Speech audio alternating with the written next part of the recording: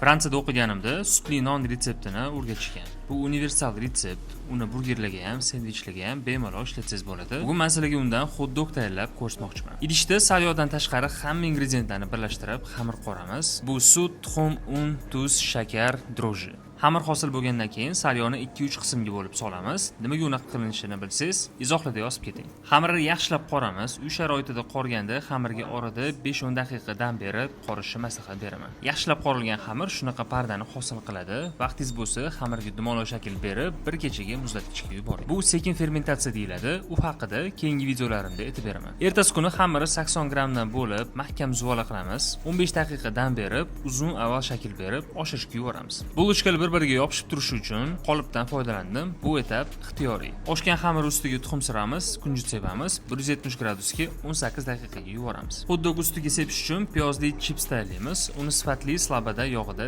tillarang qilib qovuramiz. Xuddi shu yog'da yaxshi ko'rgan sosiskalaringizni qizartirib qovurib olsangiz ham bo'ladi. Nachinka sifatida bodring, pomidor, qizil piyoz va ko'katli, sodda lekin mazali salat solamiz. Hot-dog sousi uchun slabadani garchitsali tayyor sousini ishlatdim. Mazasi menga yoqdi, sizlarga ham tavsiya qilaman. Hot-doglarni yig'ib dasturxonga tortamiz. Bu yerga har bitta ingrediyentda o'zining roli bor. Hot-dog mazasi ajoyib bo'ladi. Keyingi videolarda xuddi shu xamirdan sendvich tayyorlab ko'rsataman. Bitta like bosib qo'ysangiz bo'ldi.